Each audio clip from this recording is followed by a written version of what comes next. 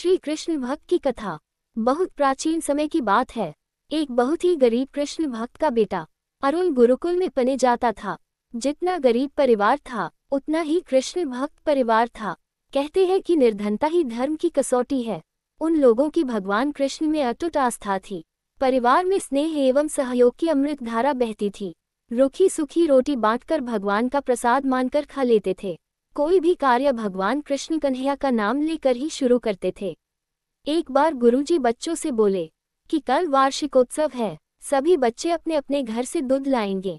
वार्षिकोत्सव सुनकर सभी बच्चे काफी खुश थे, लेकिन अरुण के चेहरे पर कोई खुशी नजर नहीं आ रही थी।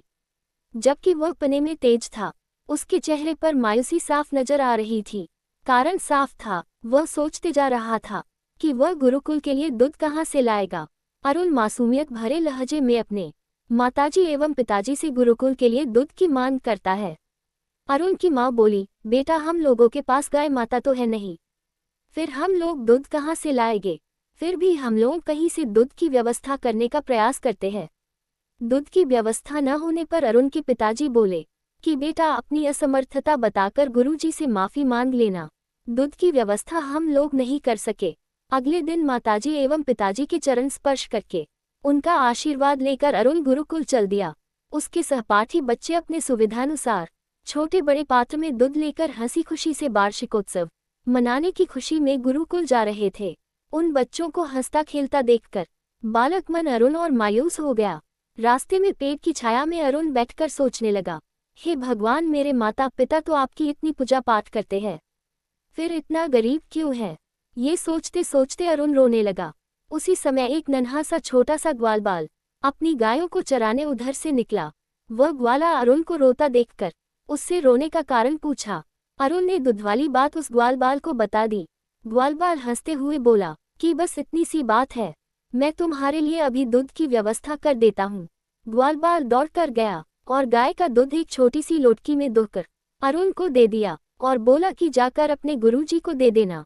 थोड़ा सा ही सही दूध मिलने की खुशी में अरुण अपने गुरुजी से बोला कि गुरुजी मैं दूध कहाँ रखूं।